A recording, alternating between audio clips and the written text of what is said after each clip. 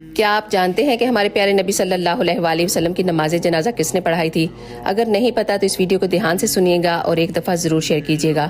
جب ہمارے پیارے رسول صلی اللہ علیہ وآلہ وسلم اس دنیا سے رخصت فرما گئے تو سب مسلمانوں کو بڑا دھچکا لگا، کیونکہ اس کائنات کی سب سے قیمتی چیز اس دنیا سے رخصت ہوئی تھی، کیونکہ ہمارے نبی پوری دنیا کے لیے رحمت بنا کر بھیجے گئے تھے۔ جب آپ کی وفات ہوئی تو حضرت علی نے آپ کو غسل دیا اور انہوں نے ہی آپ کو جو کپڑے پہنے ہوئے تھے پھر سے پہنائے، کیونکہ نبی اور رسولوں کو کفن نہیں پہنایا جاتا، ان کو انہی کے کپڑوں سمیت دفن کیا جاتا ہے۔ آپ کو کپڑے پہنانے کے بعد حجرے مبارک میں رکھ دیا گیا، لیکن آپ کی نماز جنازہ نہیں پڑھائی گئی، کیونکہ نماز جنازہ مغفرت کے لیے پڑھائی جاتی ہے۔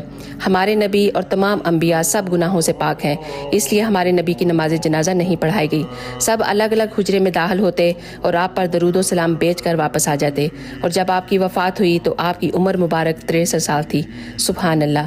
تو پلیز اس ویڈیو کو، اس انفارمیشن کو ضرور شیئر کر کے جائیے گا۔ جزاک اللہ خیر۔